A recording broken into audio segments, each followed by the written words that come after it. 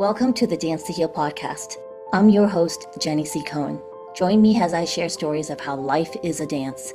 I'm a cancer survivor, mother of two, and an award-winning performer who found that mind and body connected movement is vital to healing in a way that is safe and tailored to your life. I created Dance to Heal Wellness featuring the Spotlight Confidence Formula and also authored the best-selling award-winning book, Outside In Recovery, Dancing My Way Back to Myself After Breast Cancer. I will bring new ways to help you on your dance journey and healing path. Are you ready to move? Dance to Heal starts now. Hello, welcome to the Dance to Heal podcast. I'm your host, Jenny C. Cohen. I'm so excited that we have Emily here today. Now, Emily is an award-winning holistic trauma recovery coach. And I know those of you who have been with me from the beginning, you know that we rebranded into that. Life is a dance. And I'm so excited to have Emily here because I know she's going to help us acquire more of the tools that we have in branding and helping our lives. Welcome, Emily. Thanks for having me, Jenny. I'm so happy to be here. I really love your focus about helping moms because no one talks about, honestly, like the trauma of motherhood. Really, hmm truly, whether or not you give birth to the babies or you adopt them hmm or you end up with older children, you're like hmm the gifted mom type of thing. hmm What would be some things that people who are new to motherhood or haven't understood about motherhood, what are some things we need to know, Emily? so motherhood is this beautiful experience that has a tendency to crack you open like a chestnut at Christmas. And everything, like your entire way of living prior to having child may or may not, for me, it didn't work anymore. So your coping mechanisms may no longer work. How you manage your time may no longer work. Like it throws absolutely everything that you've become accustomed to in your life and kind of flips it on its head. And it can bring to the surface many of the things that you have spent your life pushing down and avoiding and running from. Um, and it kind of, for me, it blindsided me. It can blindside you because you're like, oh, sweet baby, or oh, sweet child. Like, I've waited so long for you. And then you're like, bam, all of these feelings and emotions come to the surface and you're like, oh, what the hey? Where did that come from? And it can be very wonderful and disorienting. You're being kind with the word disorienting, Emily. Yes, yes, I am It's like being a kind. bomb. It's like a bomb goes off in your life, whether or not it was a planned birth, like a scheduled C-section or emergency.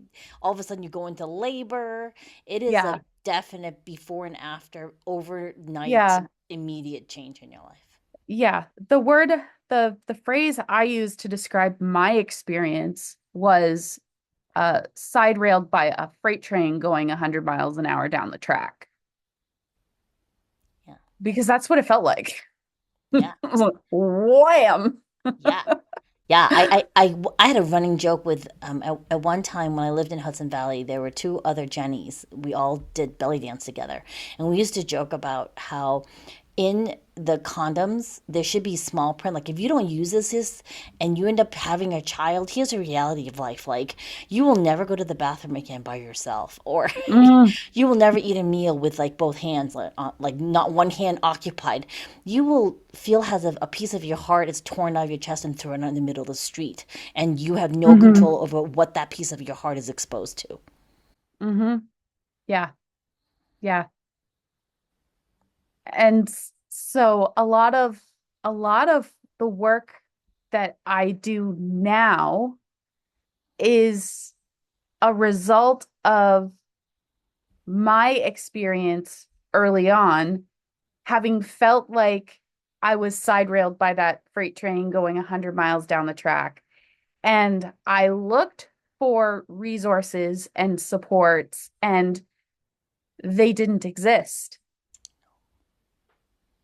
They didn't exist. And so, in the middle of my darkness, I said a prayer and just started trying to figure out how to not only help myself, but reach my hand back into the fire and help another mama, because I know that I'm not the only one out there. I I love know that. for a fact that I'm not the only one out there. Oh yeah. Oh yeah. Even as we speak, there are thousands Yeah, of women becoming mothers right now, whether or not it's by choice or yeah, surprise, right? And I think I love that, in the bio.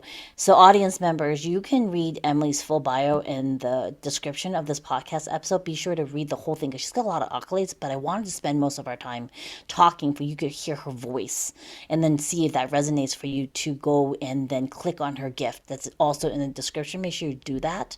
And it's a freebie mamahood after trauma guide for you. Okay. So make sure you click on that. And my audience, Emily, we always talk about really trusting your gut if someone's for you. yeah, And that's why we didn't read yeah, your bio. I'd rather them hear your voice.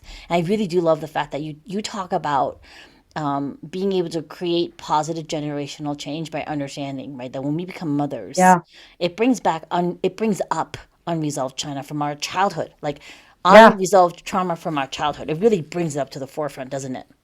Oh, absolutely. And one of the things that I make sure that my audience hears when I'm speaking to my audience, but also other audiences that I'm speaking to, really understand is that at when we were kids in the 70s, 80s, 90s, we didn't have the tools now that we have now. And we didn't have the ability to advocate for ourselves because we were kids. And so nothing that happened to you in your childhood is your fault. However, your triggers now that are a result of what happened to you in your childhood are your responsibility. They're not your fault, but they're your responsibility to deal with. That's a big one because my Yeah. generation, like I was born in the end of the 60s Mm, and came to the States when I was 5. And, my mom was one of the first kind of female women's liberals in Taiwan. So she went back to work after a month and didn't realize that yeah. the caregiver she hired for me was actually very negligent. So a lot of us, we don't have memories. We have rose-colored lenses of our childhood because that's how we made it Hmm. through, right? Because Yeah. you can't be angry Yeah. at your caretakers. They're adults. They have all the power. Yeah. And I never realized Yeah. that, when I had my babies, because I was left to cry all the time, I could not, it Mm-hmm. was a trigger for my kids to cry. Mm-hmm. I couldn't do it. I couldn't do it. So we Yeah. couldn't do the, it doesn't really matter what you believe or not believe about having, was it sleep training for babies? I could not do Yeah. it because it was such a trigger for me. Yeah. I just ended up doing the attachment parenting. And then the babies ended Mm-hmm. up being in bed with us because of just how I needed to take care of my kids. And then they ended up being, Yeah. we have a very close relationship. That's how it resulted for us. Everyone has to make their Yeah. own decisions, right? So, Yeah. like, for someone now who's like a mom who's come to the realization that their triggers are our responsibilities, what are the next steps, Hmm. Emily? Because sometimes you want to work on the trigger, but the kids just keep pushing the buttons, Emily. They just keep pushing the Oh, buttons. yeah. I know. They love to push the buttons. They love to push the buttons. It's their favorite hobby. So as I've been navigating my own healing journey, I did the trial and error thing. Like, let's try this and see if it works. And let's try this and see if it works. And feel the, oh my goodness, is this ever going to get better? And, that feeling where you just feel like you're constantly pushing a boulder up a hill and you're scared the boulder's going to roll back over your toes. Um, so through all of that, because I want healing, part of my mission and my passion is to make healing accessible for all mamas, regardless of whatever restriction they are facing, whether it's a financial restriction or whatever it may be. We all face different restrictions in our lives. Um, and so with that, I wanted to make a healing path that was easy to navigate, that didn't overwhelm your already maxed out nervous system, that was gradual and gentle because it needs to be. Like, if we're not gentle, you're not going to get anywhere because your nervous system is just going to shut down. And the alarm bells that are biologically, like, just innately in you are going to sound, and you're going to shut down to any aspect of change. So I've created what I call the cycle breakers journey and the Mended Mama Method, where we go very slowly and gradually. And the first step of that is learning how to identify your trigger, because your triggers are a automatic response, meaning you don't think about them until after the fact when the mom guilt hits. Like, what the heck did I just do? And so learning how to identify your trigger, we kind of have to work backwards and learn how to reflect on a situation without judging ourselves. So first, noticing that you had a big reaction. Like, what actually happened here? Like, Junior was screaming in the middle of the grocery store, and I lost my cool. Okay. So once all of that situation has calmed down and you're able to reflect, okay, so I wonder, and using that language of curiosity is really, really important. I wonder why I lost my cool. And I'm going to guarantee you it is not about Junior throwing a fit in the middle of the grocery store. That's not why you lost your cool. There is something else that came to the surface, a memory that flashed really quickly. And your body remembered in that moment. Maybe you noticed the side eye that the old school person down the aisle gave you, and you could tell that they were judging you. Or maybe you just interpreted it as judgment and they didn't actually care. But what you perceive is your reality, right? So working backwards and over time, you're able to identify. So you know what situations, what sounds, what smells, what stimuli are going to bring up that trigger. And your triggers are like a time machine. They will take you back into a moment in your childhood so fast without you even really realizing it. And you're reacting to that childhood memory and not the present moment. So it's really important to meet yourself with compassion. And I know it's hard. I know it's hard. But giving yourself grace through that moment and understanding that, okay, my nervous system, my body remembered a memory that was hard for me. And that automatic response at one point in my life kept me safe. Absolutely. I love that. I love that acknowledgement that Yeah. it's not your present person usually reacting. It's another part of you from a past. It's your Yeah. child self that Yeah. lives inside of you. And then once once you begin to identify and understand your triggers, then we can start to work through them because you can't change what you don't acknowledge. Like if your head is still in the sand, Yeah. you can't see the sun. Exactly. Exactly. You can't see the sun. Hmm. Yeah. And so then we start to develop what I call your trigger toolkit. And a trigger toolkit is a collection of maybe an actual like case that you have with you that gives you prompts and things that you can tactile things you can play with your fingers, or it's a set of skills that you just practice on the daily.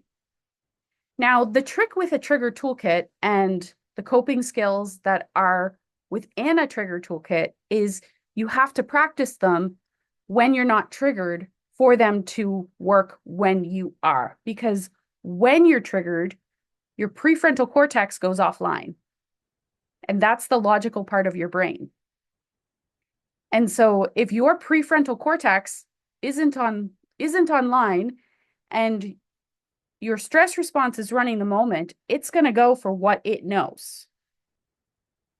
Right? Think about it like if you were to start to change how you eat, okay? You're going from eating sugary, sweet foods, high fat foods, and you want to start eating salads.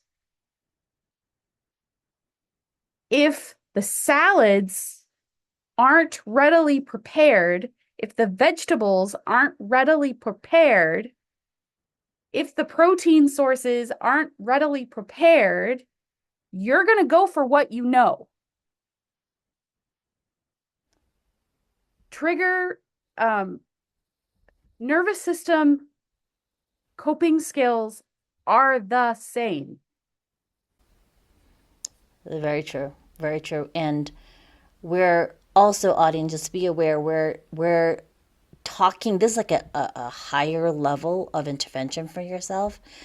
I have fraternal twins, and we laid rules down before we went to the supermarket.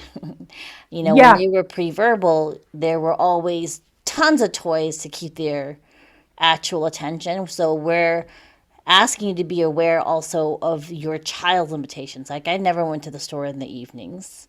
I was not Mm-hmm. one of those parents that was out after my babies was supposed to be in bed because your child's No. nervous system is no longer capable of handling a crowd, right? So they're going to be losing it. Just very Well, few yeah, babies are able to do that. Like you have to give them a you're regular bedtime. your So, child's nervous system is just developing. yeah, So it's completely normal and expected of them to throw temper tantrums. That's how yeah. they communicate their feelings. Yeah, no baby wants to be out in the evenings, just so we're clear. If you are, though, trying to get a task done and you still have to do it because whatever situation happened, you had to go at a time when you know your child is going to lose it.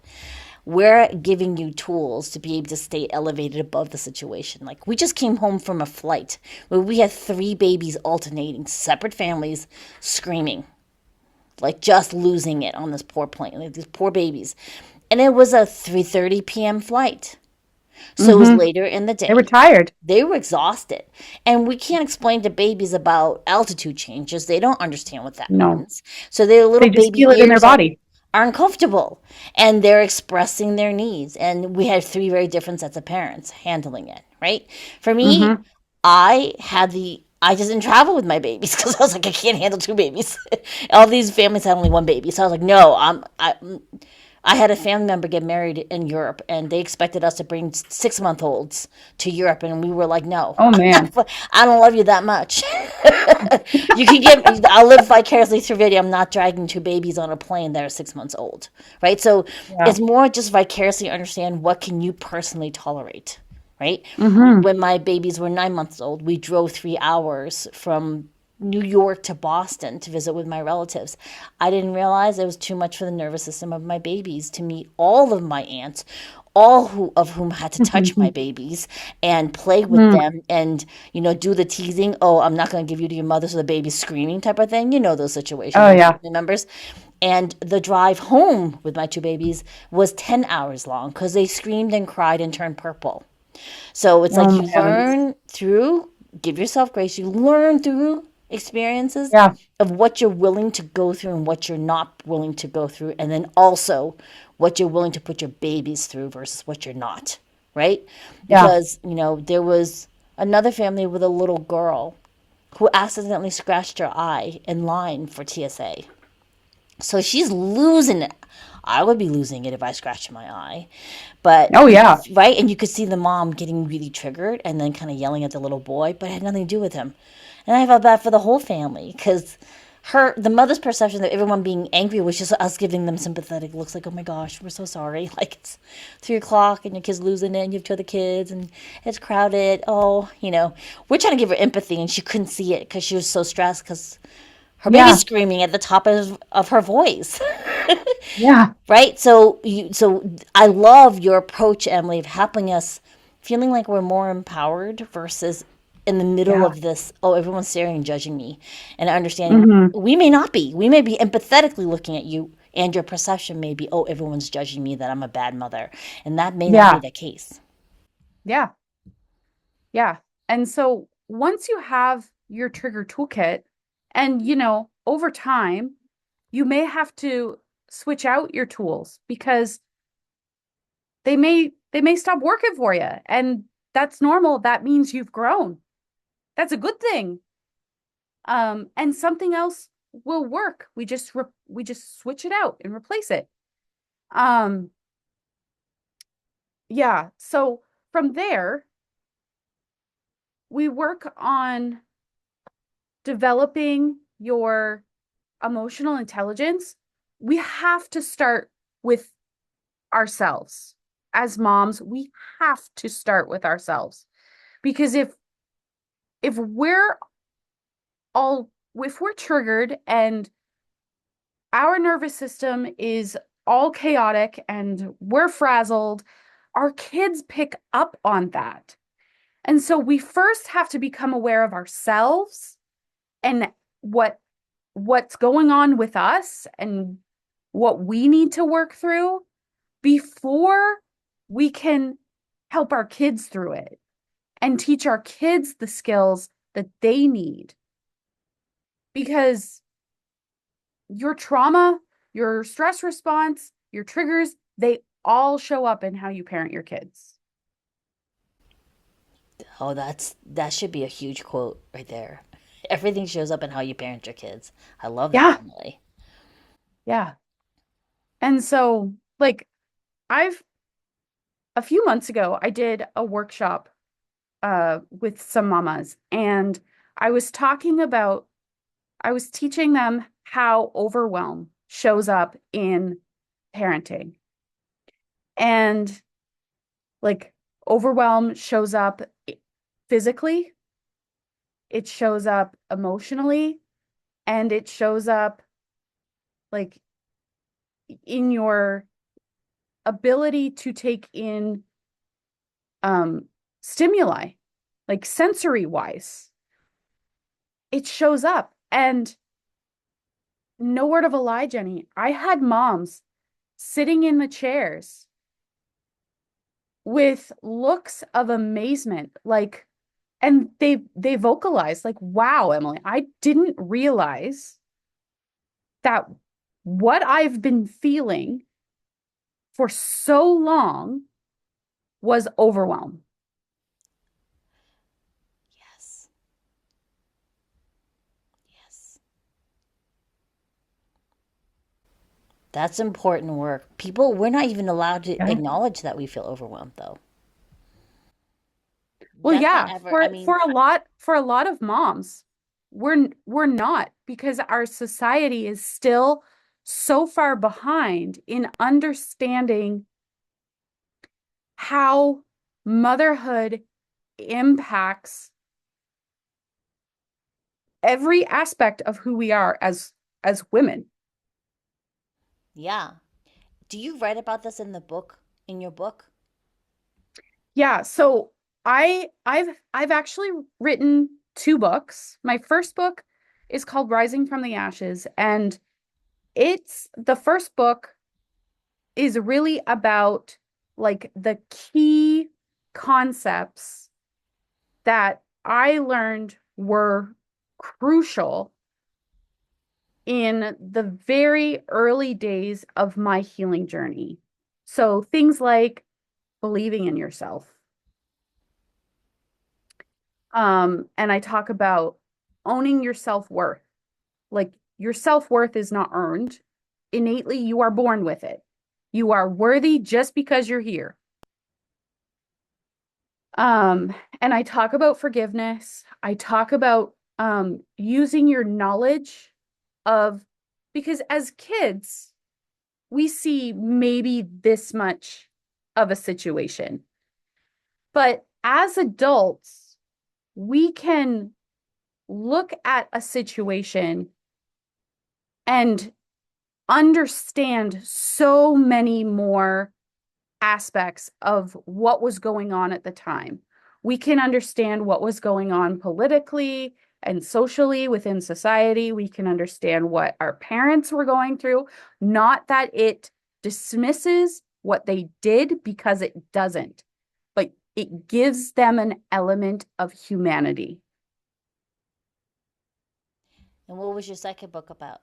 What is your second book? And my second book is about navigating trauma recovery in the midst of parenting.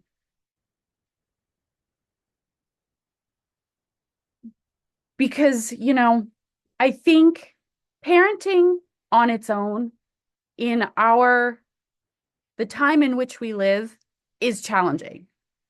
It's hard to raise another human, or two or three or however many you have. It's hard. But when you are raising those children while also navigating your own garbage truck full of trauma, it adds a layer of complexity that a lot of people and places don't understand. That's so true. What is the name of the second book? Breaking free. I love that. Breaking Free. Spot on. And I was just on your podcast. What is the Yeah. name of your podcast for my audience to find? So you can find my podcast on all podcast streaming platforms. If you just search Mamahood After Trauma. So MAMA Hood After Trauma. That's excellent. So I think you're so much depth and width to expose the audience to. I'm going to really encourage you, my people on YouTube, because you see her face, and then my audio people, go to the YouTube channel and just take a look at Emily and understand that she's really here and very vested in raising up all mamas. Like, make sure that you click on her gift in the description. And remember, like, you always have the master classes that I'm offering monthly under Move to Bloom, MOVETOBLOOM.com. That's been subsidized by the Raw Epiphany nonprofit that's based out here in Utah, but it's all online. You can take those classes and then opt into Emily. Check out her two books. They're available on Amazon, Emily, or do you prefer them to go to your website? They are available on Amazon as both Kindles and paper copies if you're old school like me and like to hold the book in your hand. They're also available on my website. I've got my own little bookshop on my website. So yeah, wherever you like to purchase them, they're available. Fantastic. Thank you so much for coming. I think we're going to have to probably have you come back. It feels like there's a part two to this conversation about the intricacies of how your kids grow older and shift, because babyhood Yeah. is different from toddler, different Oh from yeah. preschool, Yeah. oh God, junior high, high school, and beyond, right? Because Yeah. after 7, they start to really be aware of their conscious selves versus the Yeah. subconscious levels. Is a whole nother ball game, folks. And I think Yeah. that my audience would really love to have, listen in on your thoughts about that. Thank you so much for coming, Emily. Yeah. Audience Thank you for members. having me. Thanks for being here, and we'll see you all next time. Thanks for listening to the Dance to Heal podcast with Jenny C. Cohen. Come back next time to hear stories of inspiring triumph and learn more ways that you can heal yourself. To work with me and continue your journey, visit danceandheal.com. Are you ready to move?